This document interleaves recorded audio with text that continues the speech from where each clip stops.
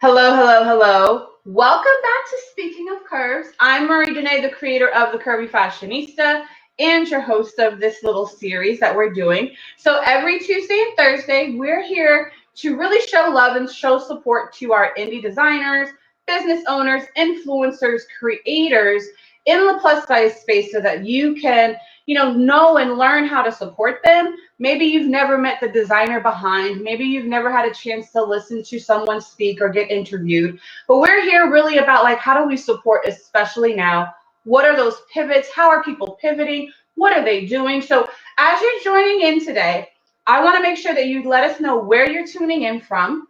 Let us know if this is your first time. Like, go ahead and don't be shy. Make sure you drop like your city or your country or your state. Like, we're kind of interactive here, right? So as you're talking, as you watch and as you listen to our interview today, please make sure to ask questions.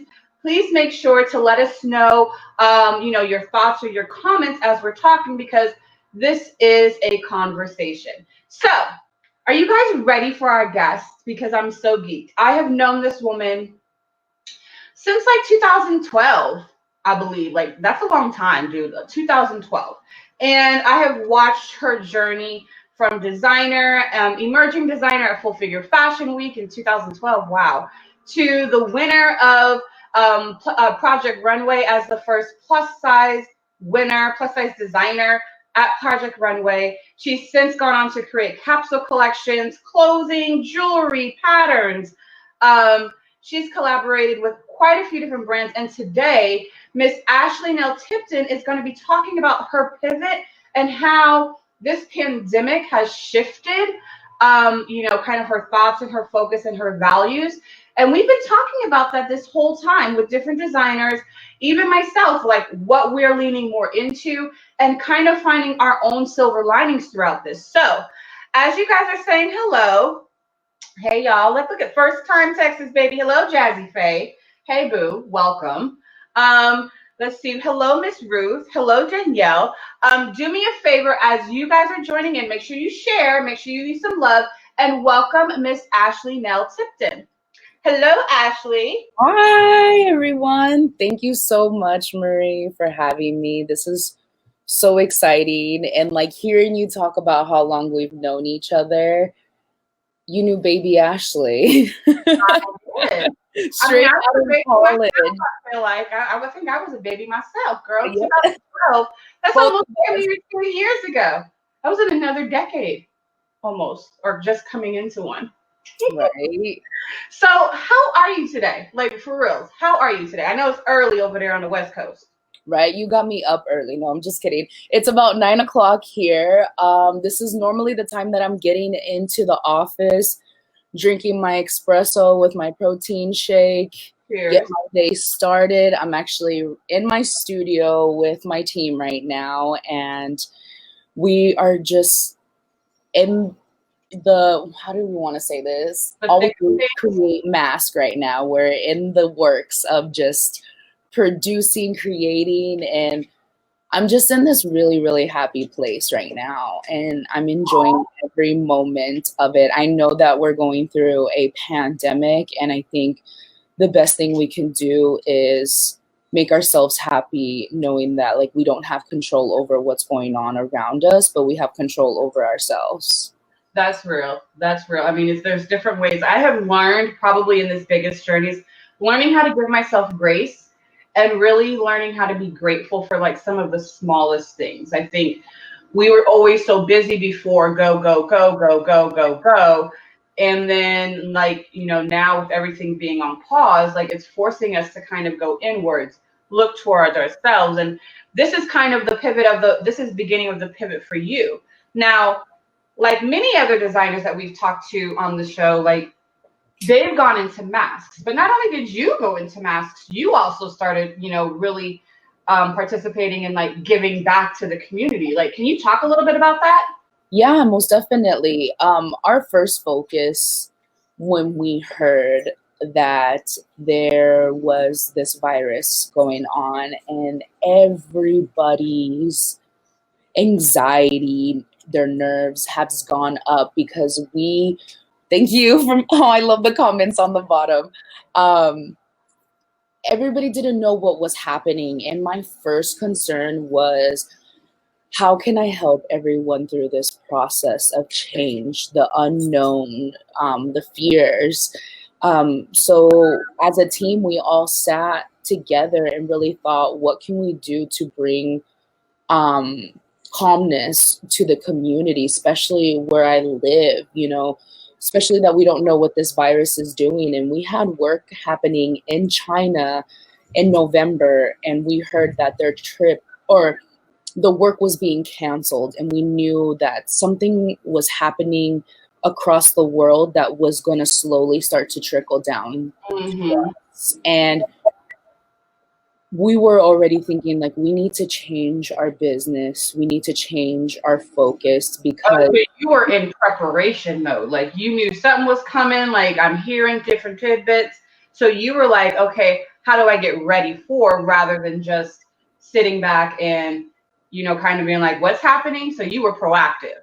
Yeah, definitely, because I already felt like my head was above waters with my business, with my career, everything. And I just felt like there's something is going to happen. I mean, us as a team, we felt it in our gut that we knew something was going to happen, and that we didn't change with the times, that we were going to sink. And we really felt like we needed to pivot and change our company as the world was changing around us. And we really felt like, okay, if we have all this fabric here, we might as well use it, because clothing right now is not a priority. Mm-hmm. Our health is a priority. Right. And so we started creating masks, and we didn't think nothing was going to really go anywhere with it. And overnight, once again, overnight success is something that I'm very familiar with. Our world's changed here, and we started creating masks. People started losing their jobs. My family and friends were losing their jobs because of the pandemic, and we were taking everyone in. My mom and dad were working with us, helping make masks. My brother, my cousins, aunts and uncles, friends, everybody was here. It was a fair. It was the most, I've always wanted to experience working with my family, and I'm glad that, as Andrew's looking at me right now, and I've always wanted to give that opportunity to my family, to be like, this is a family business. I'm on a mission. I'm trying to get my sister here from California. Like, she don't know, maybe she will. I'm like, that is my goal, to be able to be like, and here's payroll off, and here's your offer. Like, that is a goal. Like, I'm not there yet, but I want my sister on my team. Yeah, and you know that your family and the people close, or the people near you, have the best interest for you. And it's, if you can work with them. Sometimes. Yes, I know we've had our conversations about business, and it's a lot, but it was a fun experience, and I'm glad that I could help my family and friends during that time. And now we've grown to be this small company, this very intimate small company family here with a strong team. We know exactly what we're doing, and every time we get together and have a meeting, we're constantly strategizing, building goals, and conquering them together, and then being able to like reflect and look at what we did and how we got here. Right. And that's important. I think there has been tons of reflection, tons of like kind of taking inventory of inventory of things important around you. Like, this has been like a whole lot, you know what I'm saying? Like, people like looking at their spouses like, do I really like you? Like, so it's like this whole, like, I'm saying, you see this, right? Girl, I walked in this year in a relationship, and I am now out of a relationship. Well, to my point. Exactly. I mean, you're evaluating everything, and it's like, and you're holding those things dear to you. So you went from, you saw this coming, you were proactive, you started doing masks, you started donating masks. Now, how did that make you feel in this pivot? Like, did you feel Like, yes, Miss Danielle. Miss Danielle said, choose your circle wisely. Yes, Exactly. ma'am. Yes, yes. But did you feel that, like, how did you feel? Did you feel empowered? Were you worried? Or were you kind of just along for the ride and see what happens? Or I all of felt you? I felt empowered because as long as I've known myself, I know that I will enjoy doing something when I'm giving back, when I'm making other people feel good. So knowing that we were making masks and helping people stay healthy, it there was nothing that could bring me down. It just made me so happy, like it fulfilled me, and it made me go into this role of you can't let everything bother you. You're one person. You can't how do I want to say this? Like running a business and doing production in my studio and being in charge of 10, 15 people, it taught me so much. It Girl. taught me how to work with different personalities, how to talk to people, how to communicate. Like it was just a my mind was just so focused on trying to get this production right to fulfill 500 orders a day that I didn't have any other space to think about anything else but accomplishing what was in front of me. And it felt so good because I was no longer worried about what people were thinking about me, what people were saying on social media about me, um, or why am I making masks? Why am I trying to profit off of this? Like all these things. And I was like, at the end of the day, I don't care what you say because I'm doing something that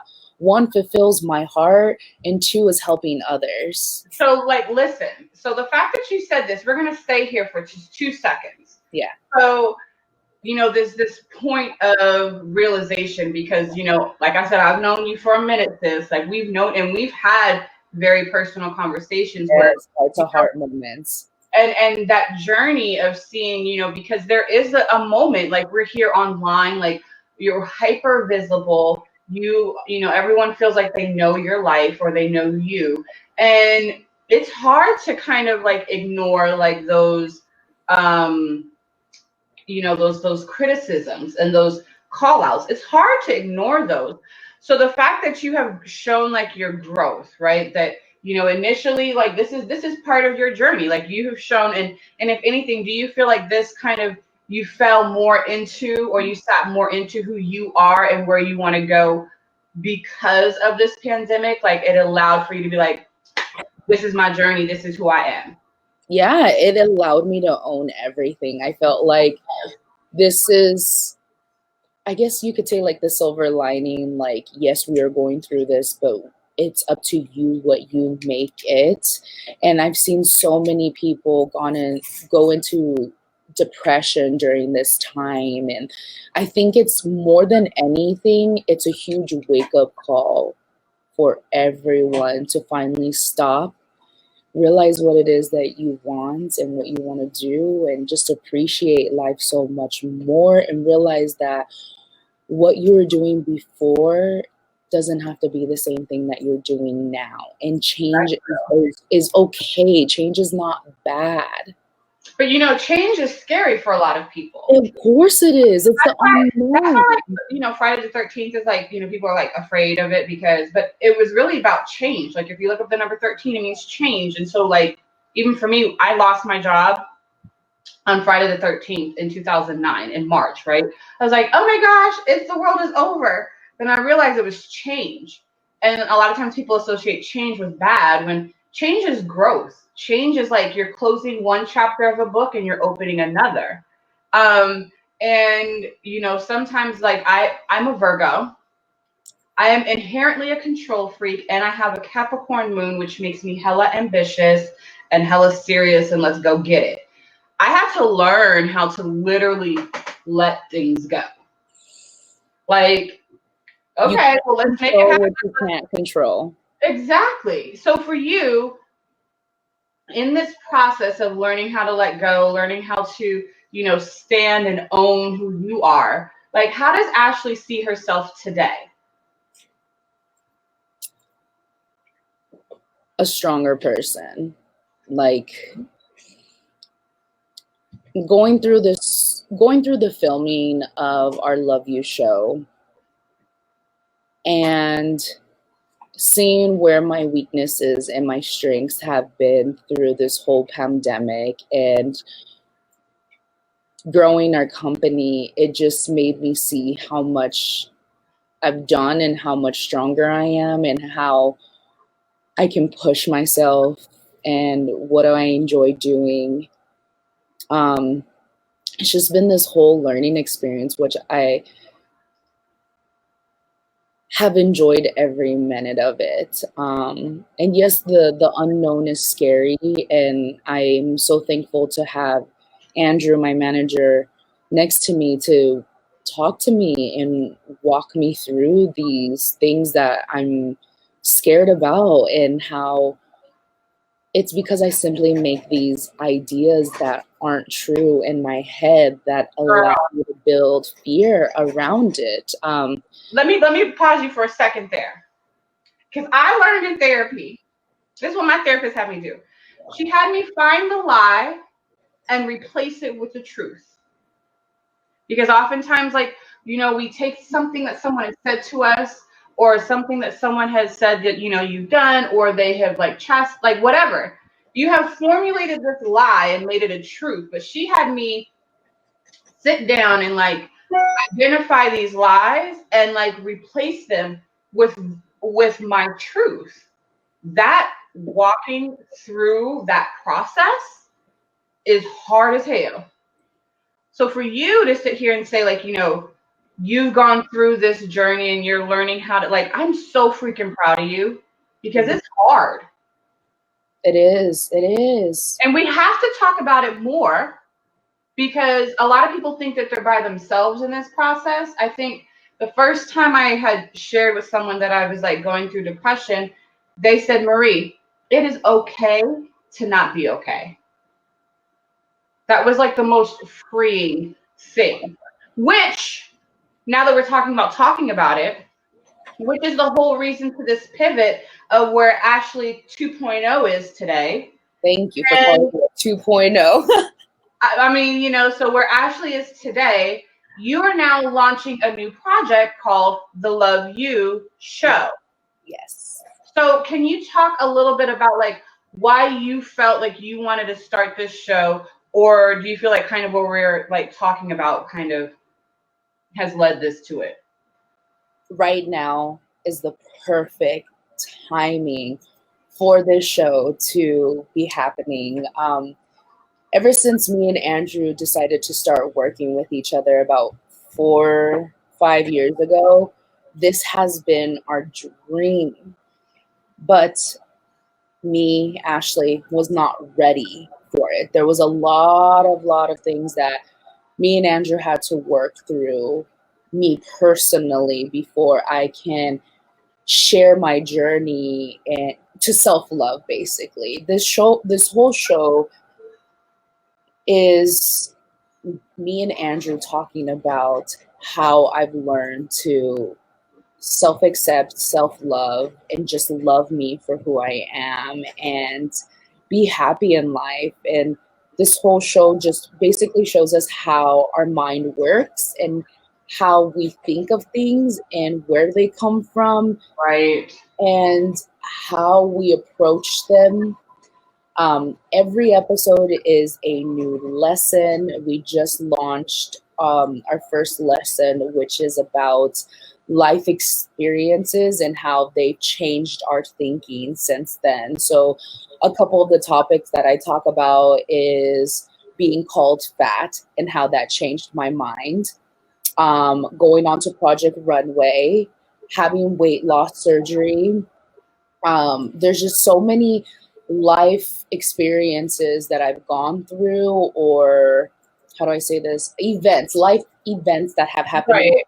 that have changed my thinking, and why I've allowed those things to change my thinking, and how it's prevented me from doing a lot more things that I've always wanted to. Like being fat has, in the past, has stopped me from dating people, going on roller coasters, going on a trip, Is putting this, is this because is this sorry, because is this because of how you saw yourself as fat?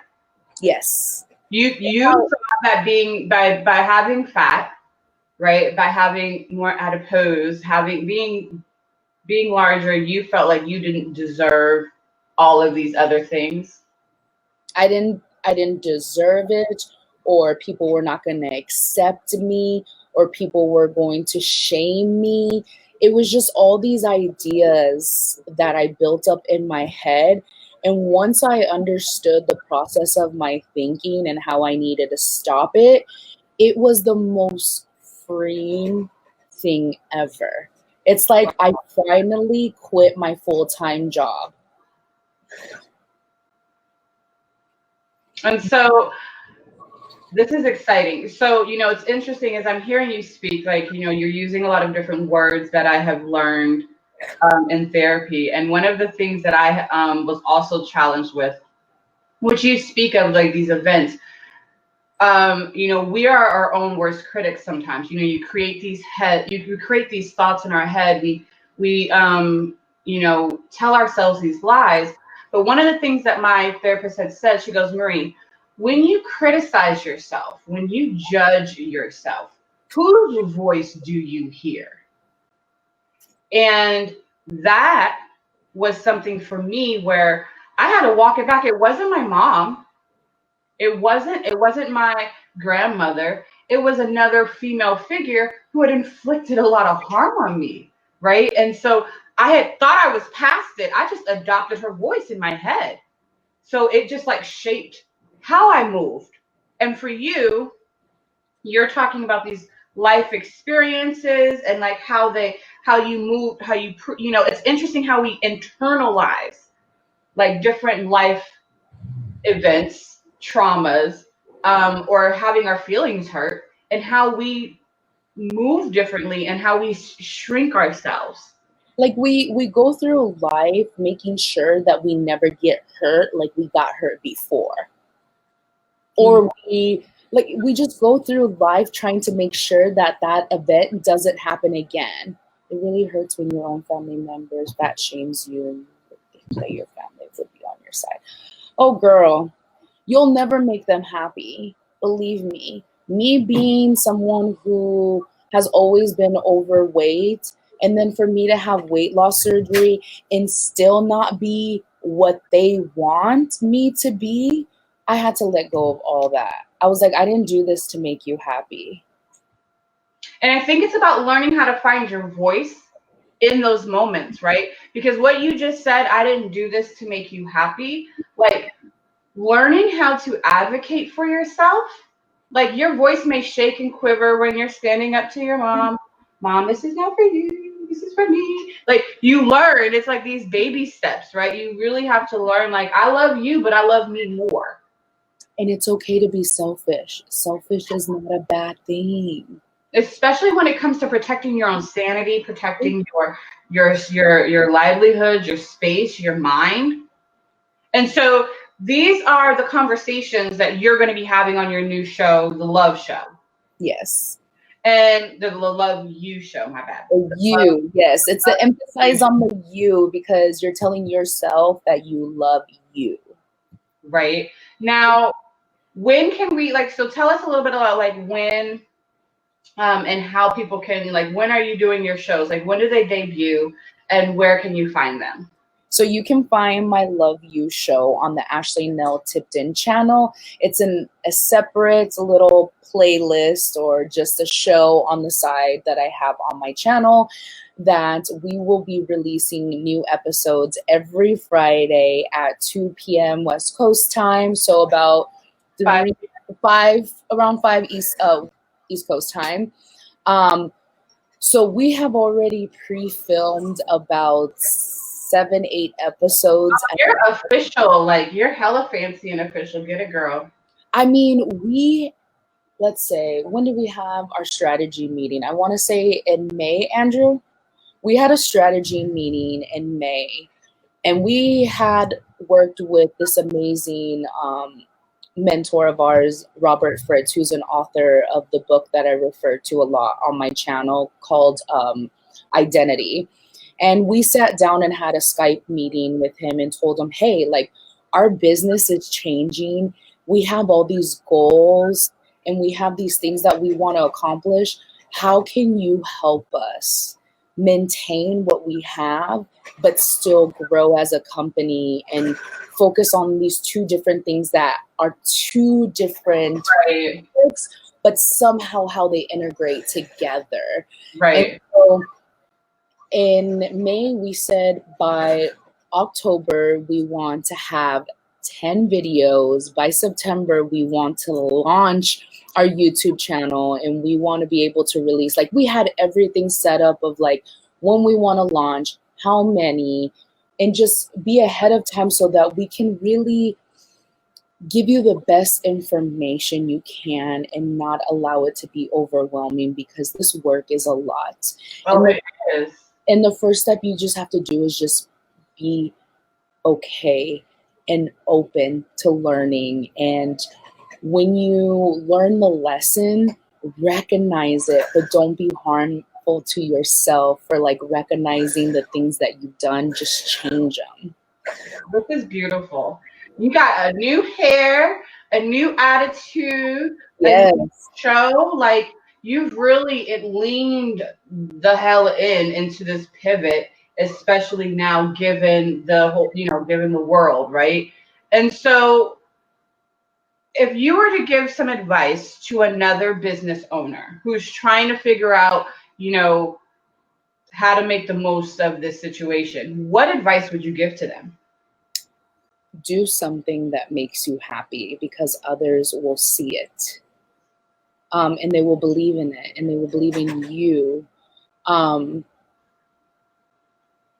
think that's the main thing, because if you're doing something that you don't enjoy doing, people aren't going to have the same enjoyment to it. And I think it's just being happy with yourself. I think it just all comes from you. Forget what everybody else thinks. Forget about what people think you should be doing or how you, like, all those things. Right. I think that was a huge wake-up call, because I had gave myself this job of always making people happy and trying to be the best at what I do. And I was like, nobody's watching, Ashley. Like, why are you giving yourself this job when nobody's checking for you? Like, just do what makes you happy, and that's it. Like, I can't believe how much I consumed my mind about worrying about what other people were going to think about me, or why aren't you designing anymore, Ashley?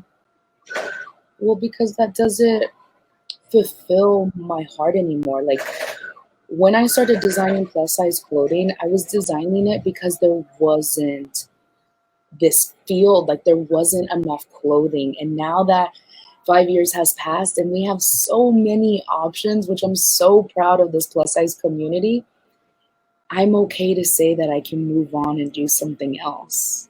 Now, do you think, or have you shut that door completely, or do you think it's just more of a temporary, like right now, this is what's like making you happy? Who am I to say that I'm not gonna design anymore? Like, I think you limit yourself when you tell yourself you're not a designer anymore. Like, I can't think that You're way. creative. You're a creator. Like, you're a person. And so I can't really say that I stopped designing, because I'm still designing masks. Like, I'm still doing something that I enjoy. Like, yesterday I was just sitting here thinking of new ideas to create masks for RBG, and I had just watched her documentary the other night, and I was just inspired by who she was. And it's like knowing who you are and what you're good at, and that's it, making yourself happy. So I know a lot of people think that I'm not designing anymore. I'm just not designing plus size clothing at this very moment, but I'm designing masks. I'm designing merch for my Love You show. I'm designing new functional products that work for our everyday lives, because now we have to wear a mask. Where do we put our mask after we're done using it? Let's make a bag that can fit in your purse or in your pocket. Like, I love figuring out stuff, and I always would call myself a MacGyver. Like, you just Oh, give I me love some it. materials and I will figure something out. So we started creating mask chains so that they go around our neck and we don't lay our mask on the table. Like for glasses? Exactly, for glasses, but now you have them for masks. What?